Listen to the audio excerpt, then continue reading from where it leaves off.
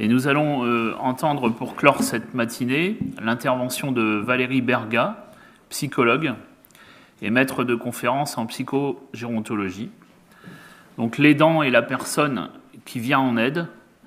Cette place d'aidant revêt différents rôles, ceux de soins, de surveillance, d'accompagnement à la vie sociale, de démarche administrative, de coordination de la vie quotidienne, de soutien et nombreux autres rôles. Vous allez donc nous parler de ces différentes problématiques. Donc je vous laisse une demi-heure et puis après on prendra quelques questions de la salle, ça vous va?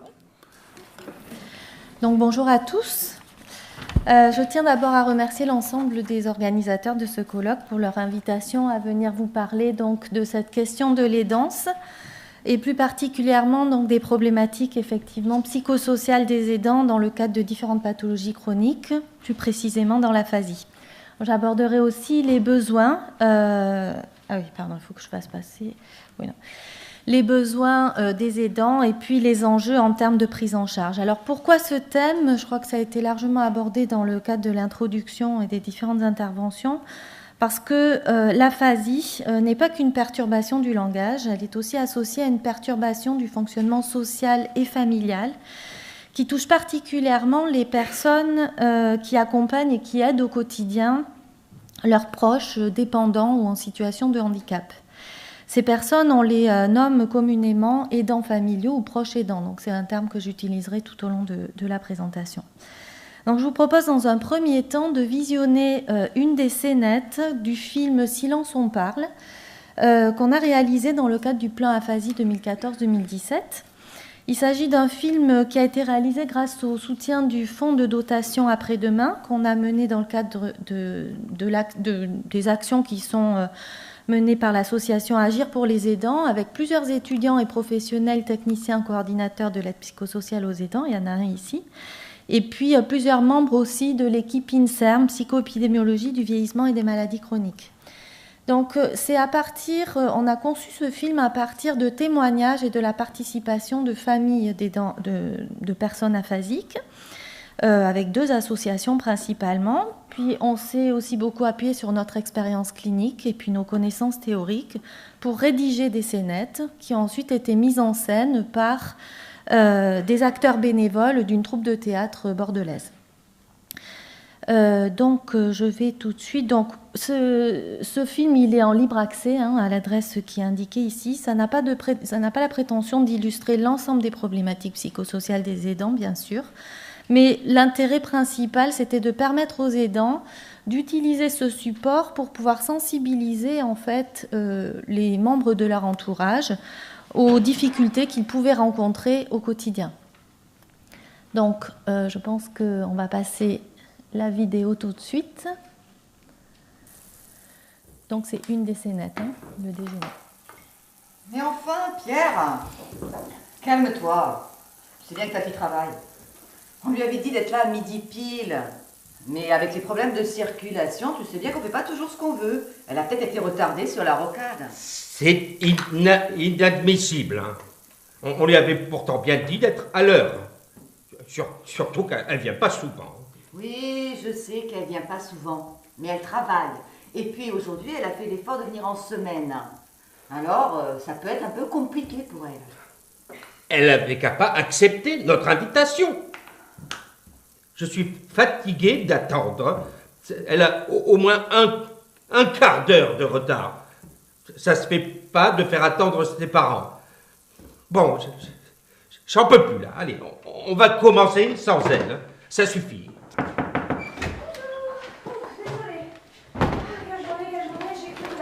Jamais se terminer. Et puis, c'est de plus en plus difficile de venir se garer dans le coin.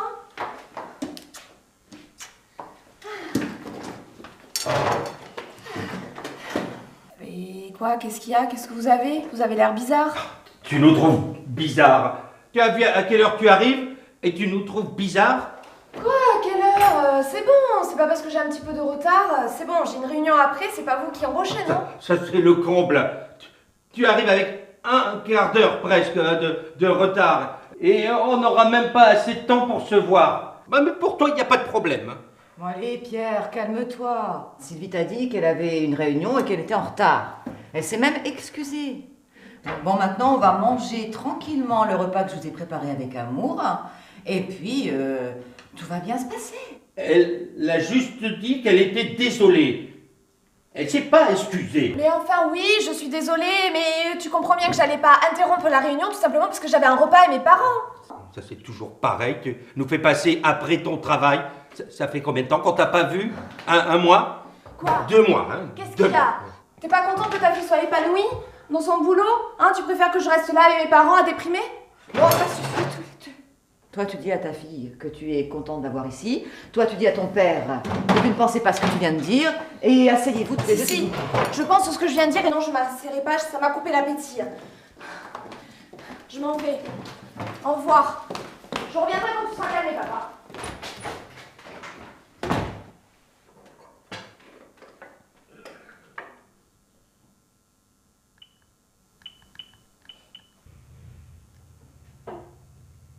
Allô?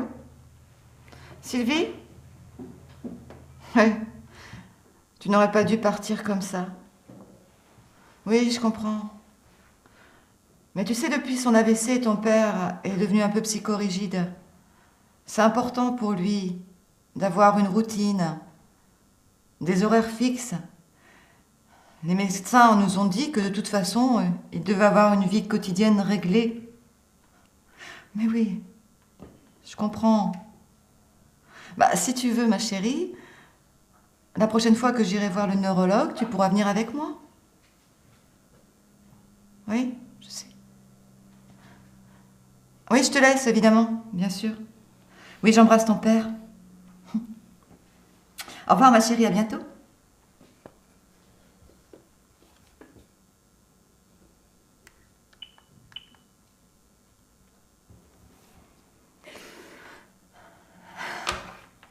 Allô, Sandrine? C'est Catherine. Oui. Oui, ah, bah tu sais, je suis fatiguée. Épuisée même. J'en peux plus. J'ai passé ma matinée à préparer le déjeuner pour Pierre et Sylvie, puis comme d'habitude, ils sont encore disputés. J'en peux plus. Bon, bah j'ai pensé que... Non, j'en peux plus du tout. Puis en fait, j'ai plus faim même. Alors j'ai pensé que si tu voulais, tu pouvais passer pour prendre le repas pour que tes fils aient à manger ce soir. Ah, excuse-moi. J'avais pas compris. Je savais pas que t'étais chez le coiffeur. Bah oui, je suis désolée. Mais bien sûr. Passe quand tu veux.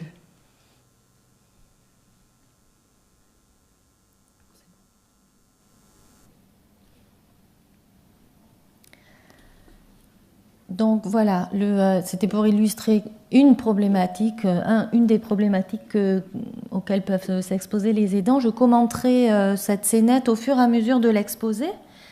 Et je commencerai d'abord par la signification du terme d'aidant. Dans la scénette que l'on vient de visionner, on peut facilement identifier évidemment qui est l'aidant. Il s'agit de Catherine, dont le rôle est central dans la famille. C'est elle qui régule, c'est elle qui temporise, qui encaisse les coups aussi. Elle fait tampon entre son mari et les autres. Alors il existe différents termes pour qualifier l'aidant. Je ne reviendrai pas, on les utilise beaucoup en pratique clinique, dans la pratique de terrain, en recherche également. Ces termes, ils sont assez controversés, ceci dit, ils sont peu satisfaisants si on les prend les uns après les autres. Ils sont surtout pas toujours compris par les aidants eux-mêmes. D'ailleurs, si on demandait à Catherine de nous dire si elle est aidant, il n'est pas évident qu'elle nous réponde oui. Elle répondrait peut-être d'abord, je suis sa femme, je ne suis pas aidant, je ne sais pas trop ce que ça veut dire. Par contre, l'expérience nous montre que la question qui suit est beaucoup mieux comprise.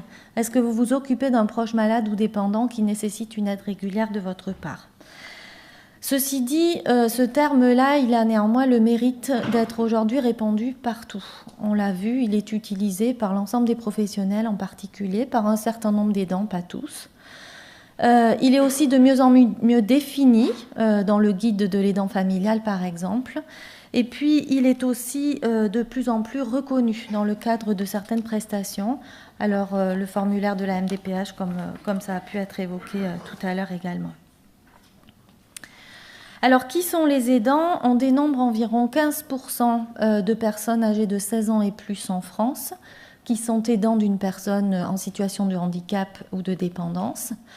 Ceci dit, probablement, on pense que ce chiffre est sous-estimé. Pourquoi? Parce que l'identification des aidants elle est relative à plusieurs questions. La première, c'est qui est-ce qu'on considère avoir besoin d'aide? Est-ce que vraiment on considère l'ensemble des situations de handicap et de dépendance qui nécessitent une aide d'un proche de l'entourage? La deuxième question, c'est qui est-ce qu'on considère comme aidant?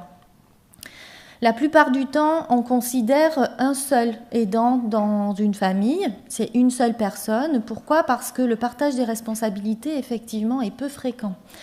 Partage de responsabilités de façon équitable. C'est la raison pour laquelle on parle d'aidant principal.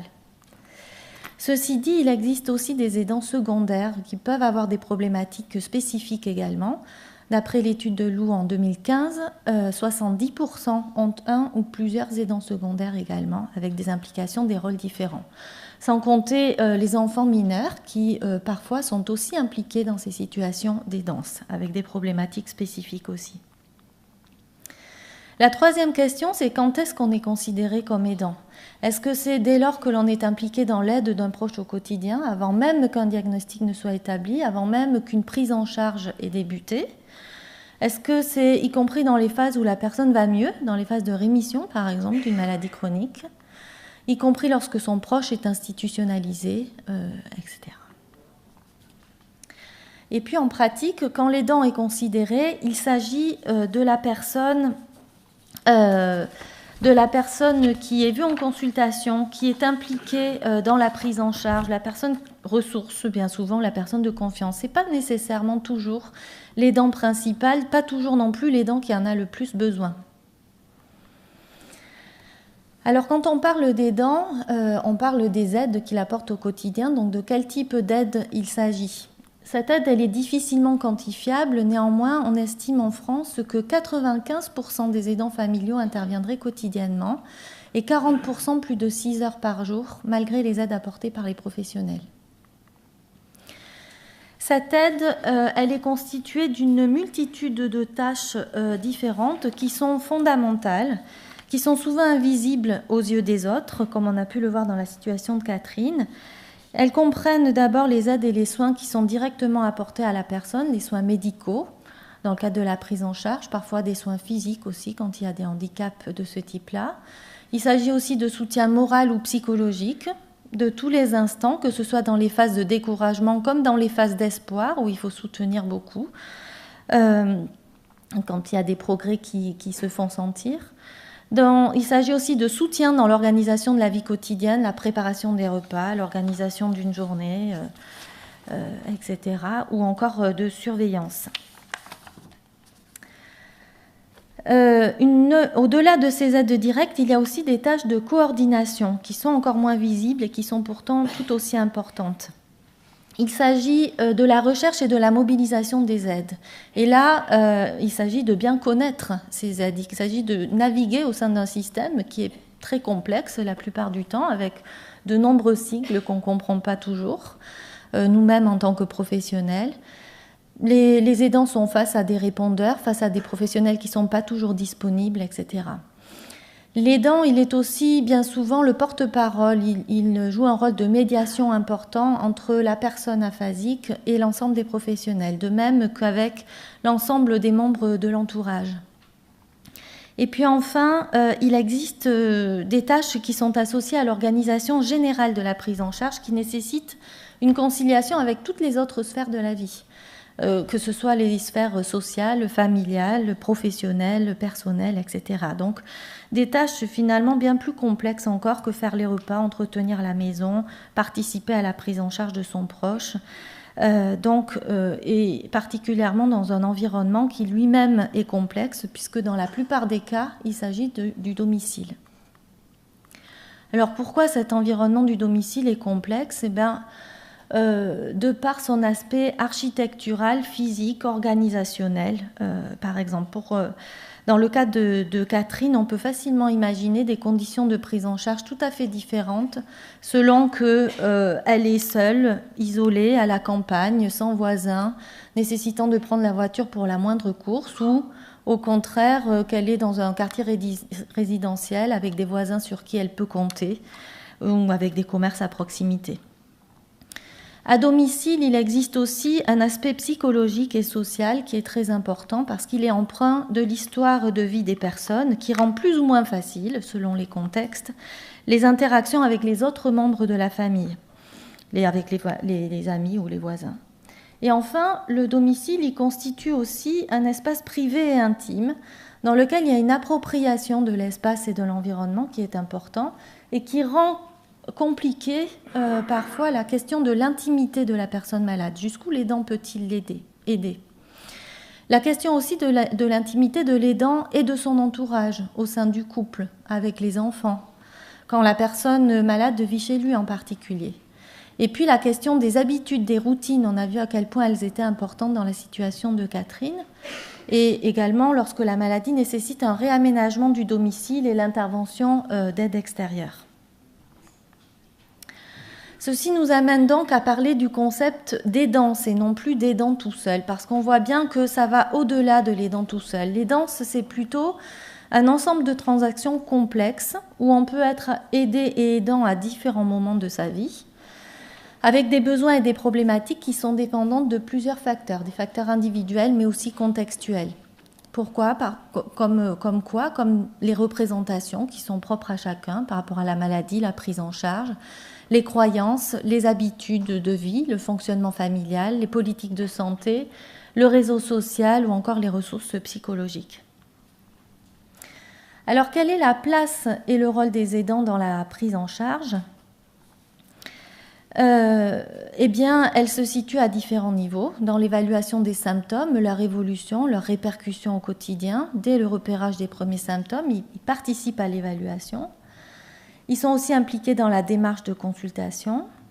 Un autre niveau, c'est dans l'élaboration et l'adaptation de la prise en charge. Pourquoi ? Parce qu'ils sont particulièrement bien placés et ils ont des connaissances bien plus justes sur la manière de résoudre les problèmes de la vie quotidienne. On a parlé d'expertise tout à l'heure.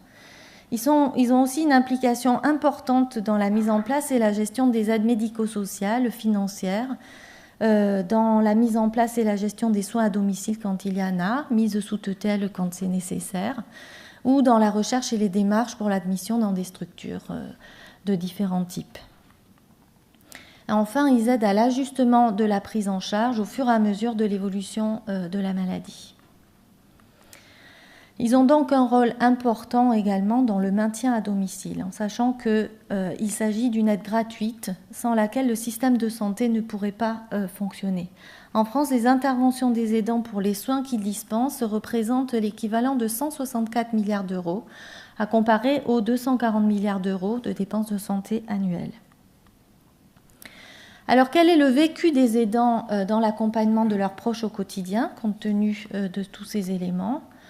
Bien, ce vécu, il est d'abord dépendant des motivations à devenir aidant. On a l'habitude de distinguer 3 types de motifs qui ne sont pas exclusifs les uns des autres. Des motifs d'ordre affectif et relationnel, des motifs d'ordre moral et philosophique où prennent beaucoup le sentiment de devoir, et des motifs d'ordre matériel et financier, en particulier quand le placement est trop coûteux. Aux États-Unis, 49% des aidants déclarent qu'ils sont devenus aidants non pas par choix, mais par obligation.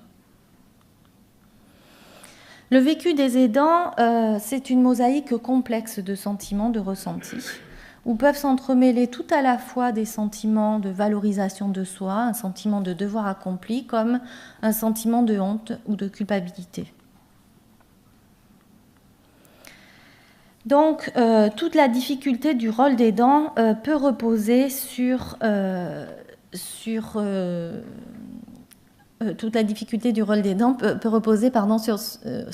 tiraillement, je vais y arriver, entre le sens qu'il donne à l'aide apportée, qui est dépendant de la relation qu'il a avec son proche, et puis le poids psychosocial de l'aide, et qui engendre des difficultés qui peuvent être importantes chez ces aidants. Dans le cas de Catherine, on peut facilement imaginer des conditions de prise en... pardon, excusez-moi. Dans le cas de Catherine, on peut facilement se rendre compte de ce tiraillement entre son mari, les besoins de la prise en charge, sa fille, les contraintes professionnelles et personnelles que peut avoir sa fille, et puis sa volonté de l'aménager peut-être. Et puis également sa volonté de faire plaisir malgré la fatigue que ça génère, l'énergie, les efforts que ça peut demander. Et au final, dans la préparation d'un déjeuner qui pourrait paraître tout à fait banal, mais qui se révèle une source de stress supplémentaire au final. Donc ce sont tous ces petits instants, moments qui, mis bout à bout, génèrent bien souvent des difficultés chez les aidants, des petits moments qui demandent beaucoup d'efforts et qui peuvent paraître insurmontables parfois. Les difficultés qui sont fréquemment rencontrées par les aidants, elles sont associées aussi à l'absence de reconnaissance par rapport au rôle qu'ils jouent dans la prise en charge de leurs proches, au rôle qu'ils jouent au quotidien. Alors, une absence de reconnaissance de la part de leur entourage, mais aussi de la part de certains professionnels. Dans la vidéo qu'on a vue, à aucun moment, personne ne s'est rendu compte des efforts que ça a demandé à Catherine, cette préparation de repas. À aucun moment, personne ne lui a demandé comment elle allait. Ces difficultés fréquemment rencontrées, elles sont aussi liées au fait qu'il s'agit d'une aide au long cours, de tous les instants, et qui nécessite une vigilance permanente, 24 heures sur 24. Ce n'est pas une journée de travail comme en institution, avec un roulement de personnel, etc. Ça nécessite aussi des adaptations qui sont quotidiennes, avec des difficultés à concilier les différentes responsabilités, les différentes identités qui sont souvent associées. Catherine, elle est femme, elle est mère, elle est épouse, soignante, professionnelle, au-delà de son rôle d'aidant. Et puis il y a des difficultés spécifiques à certaines situations d'aidance dans le cadre de l'aphasie, en lien avec l'apparition brutale de l'aphasie dans bien des cas, les troubles de la communication, dont on a parlé largement, les handicaps moteurs souvent associés ou encore les troubles du comportement.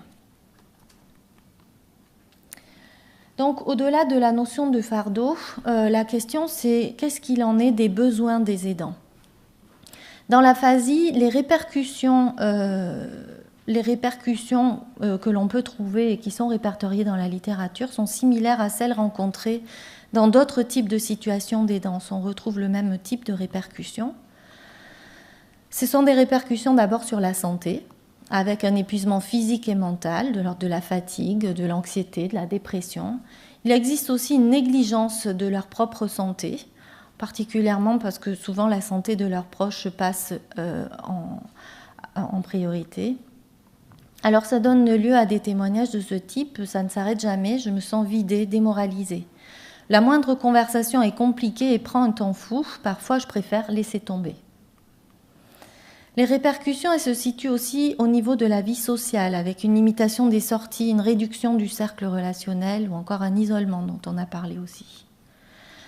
Les témoignages, ça peut être de ce type-là, je crois qu'on nous a oubliés. Au début de l'aphasie de mon mari, on venait souvent nous voir, maintenant on passe nos journées sans voir personne, je me sens si seule.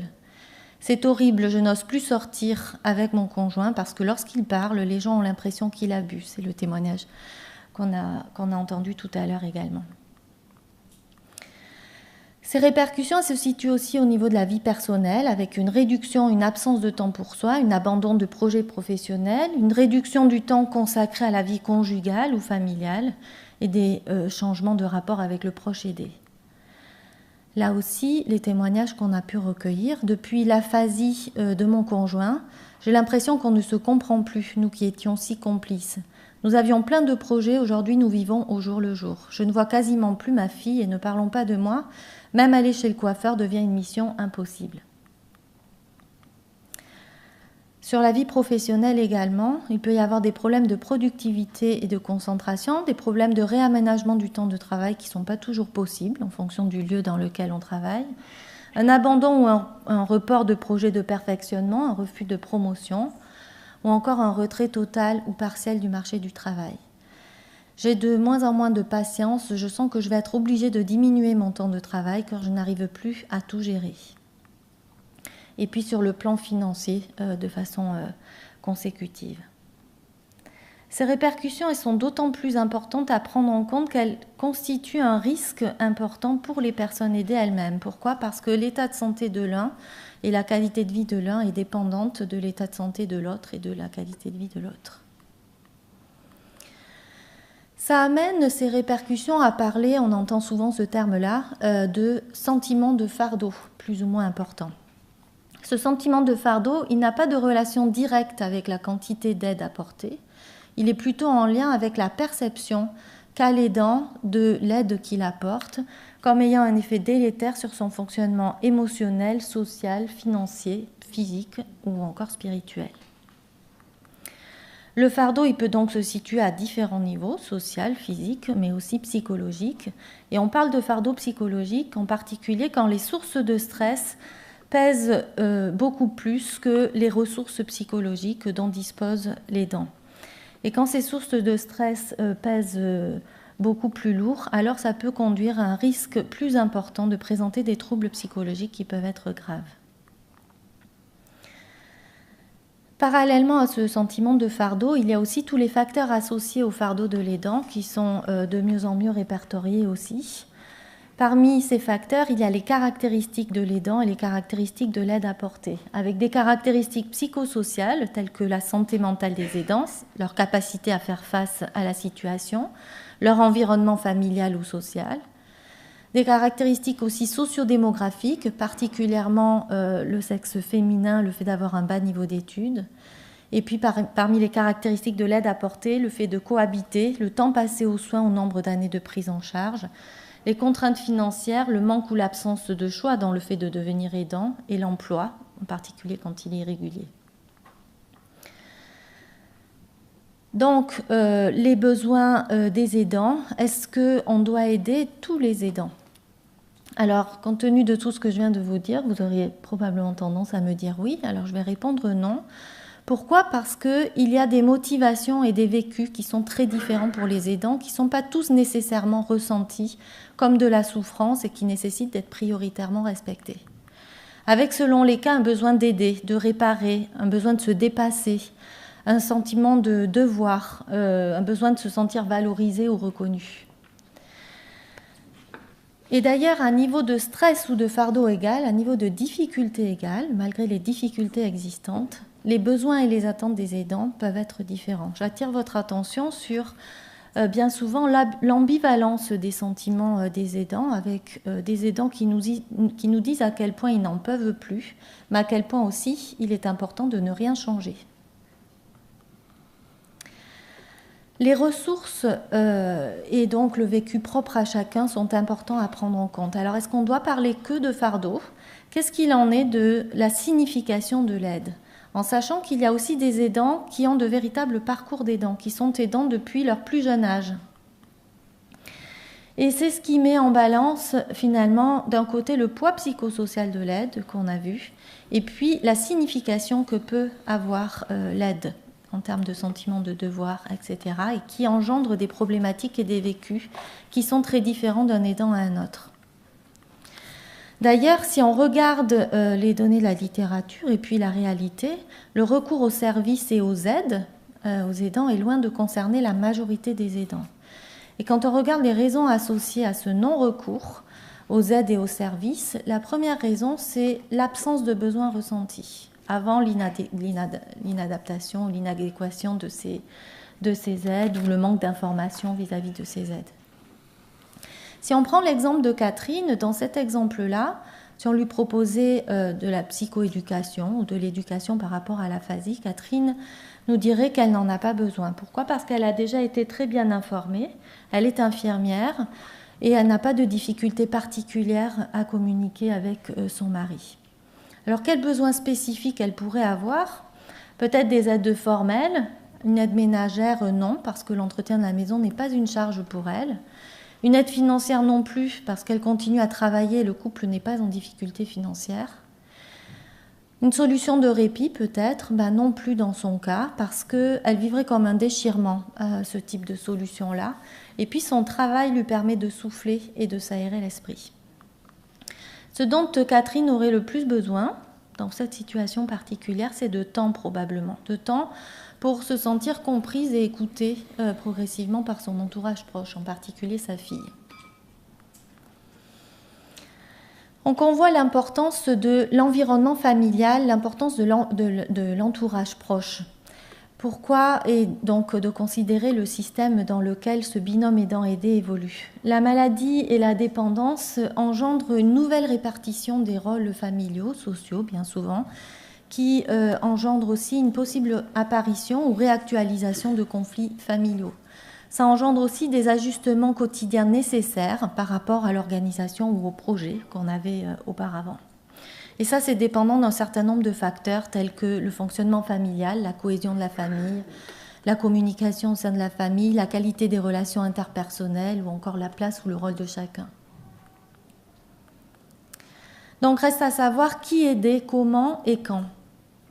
Alors, pour répondre à cette question, il me semble que c'était important de considérer une multitude de facteurs.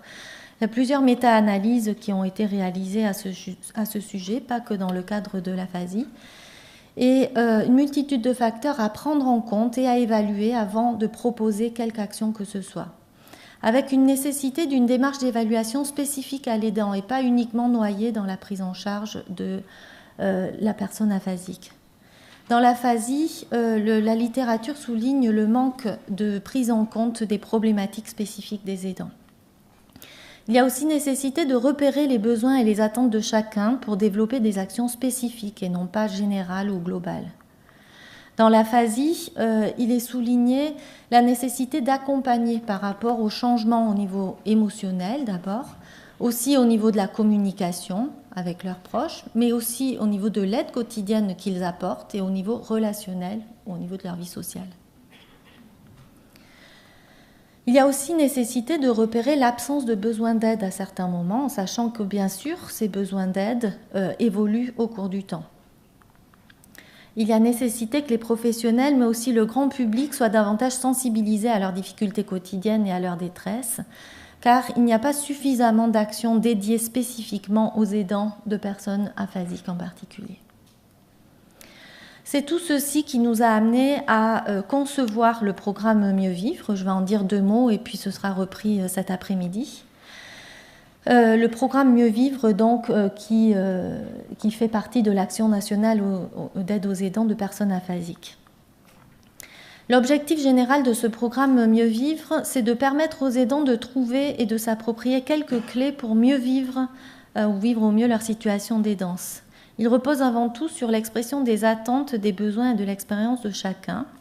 Le but n'étant pas de transmettre des connaissances théoriques, mais plutôt de permettre une réflexion sur le quotidien des participants, centrée sur l'écoute et le partage des vécus. Et il s'adapte également à la vie quotidienne et au vécu de chacun. Il se présente de cette façon-là avec 2 journées qui sont espacées de 4 à 8 semaines.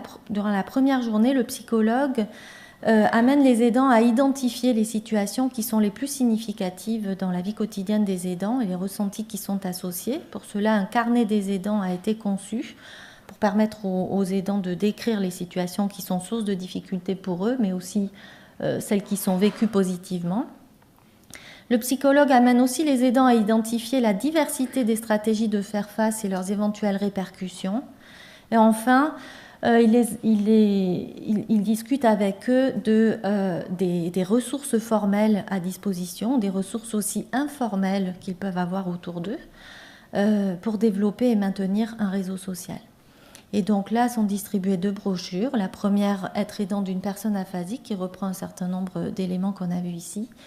Et puis la deuxième, c'est un dépliant sur les ressources à disposition des aidants dans chacun des départements. La deuxième demi-journée consiste à faire un retour sur la première journée, sur l'utilisation du carnet des aidants, faire un retour aussi sur les expériences de chacun autour des ressources qu'ils ont pu mobiliser ou identifier comme des ressources mobilisables.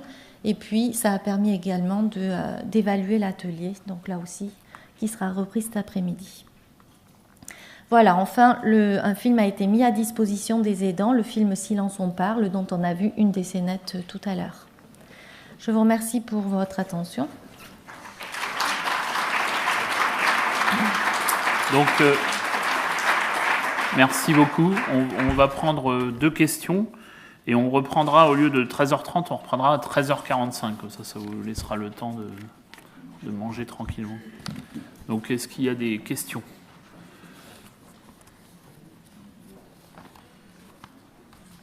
Oui. La dame qui est là.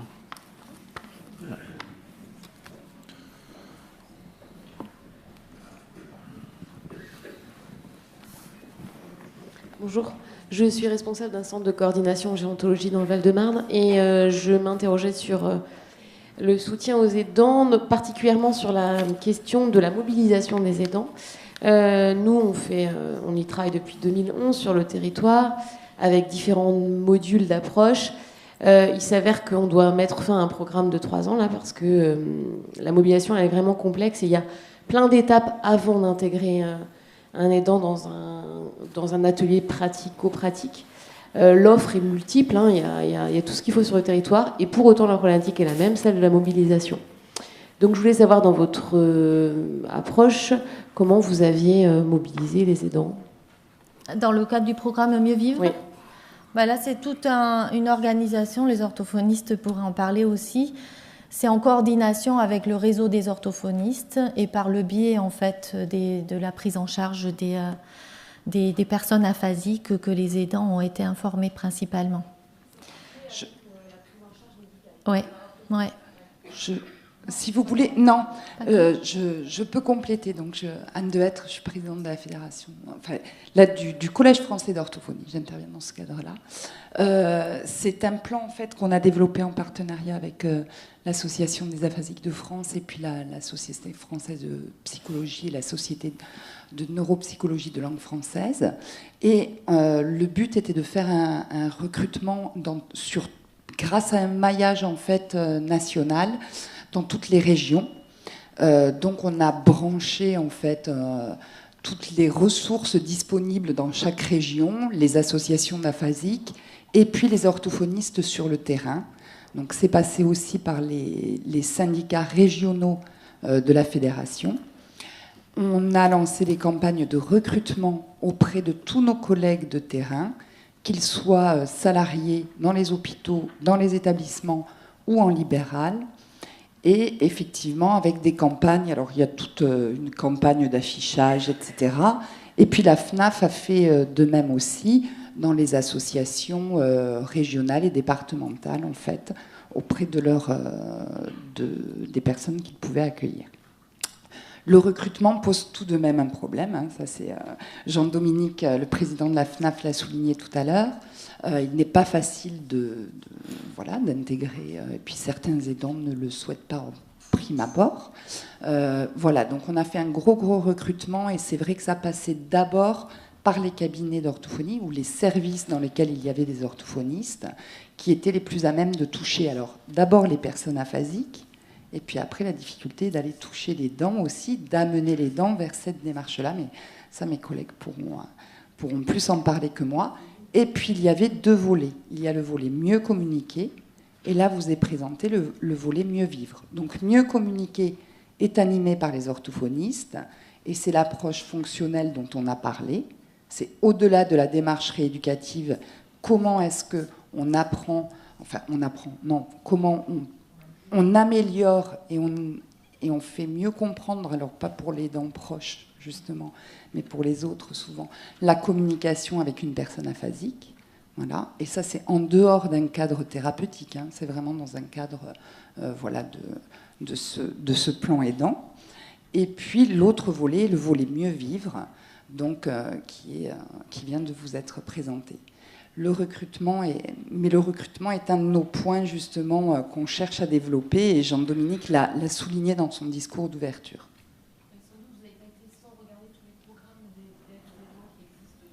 Tout à fait.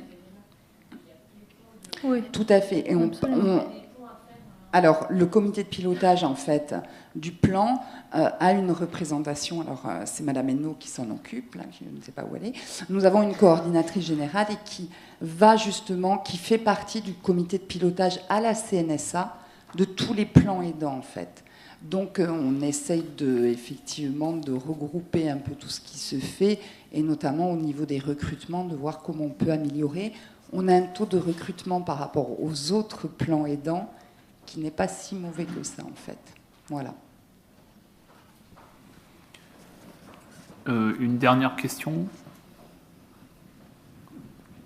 Et ensuite, on sera obligé de clore cette matinée, mais gardez vos questions pour cet après-midi au moment de la table ronde.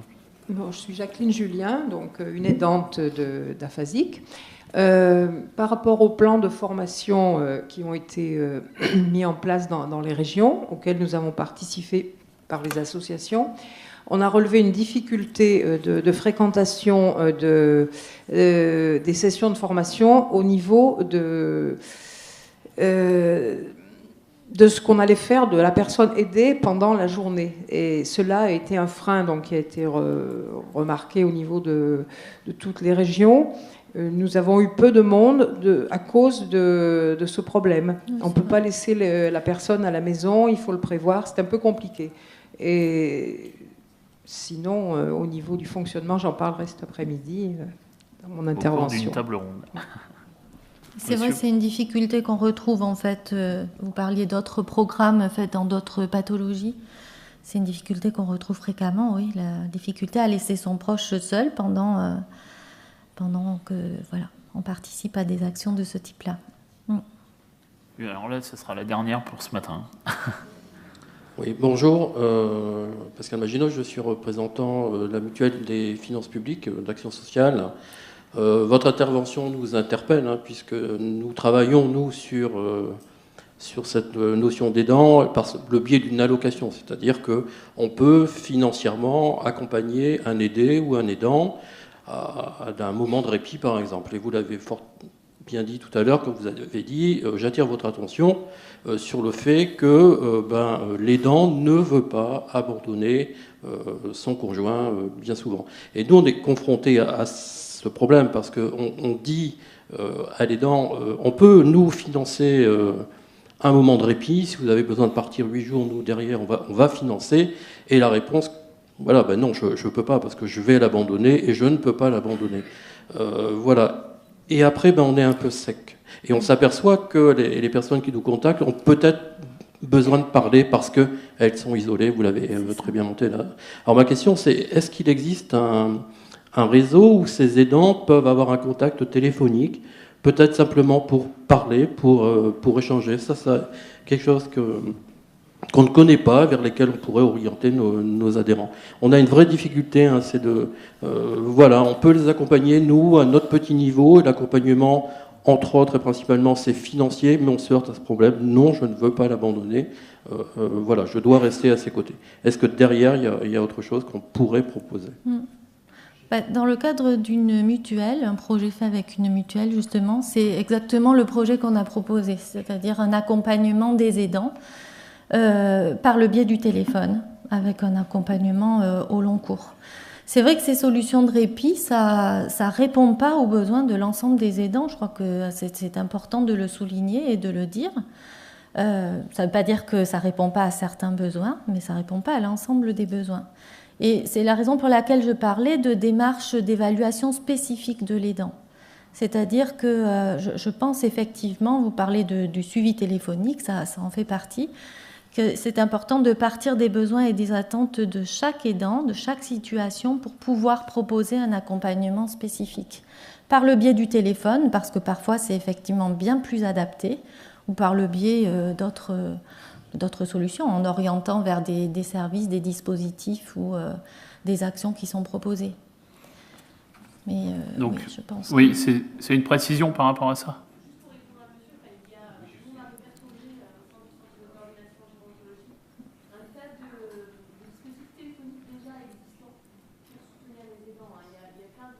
Oui.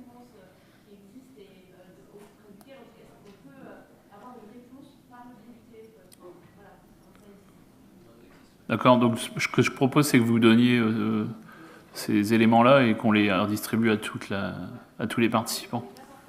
Oui, non, mais à la limite, un mail et puis voilà, on retransfère. Voilà, donc merci encore Madame Berga pour cette intervention.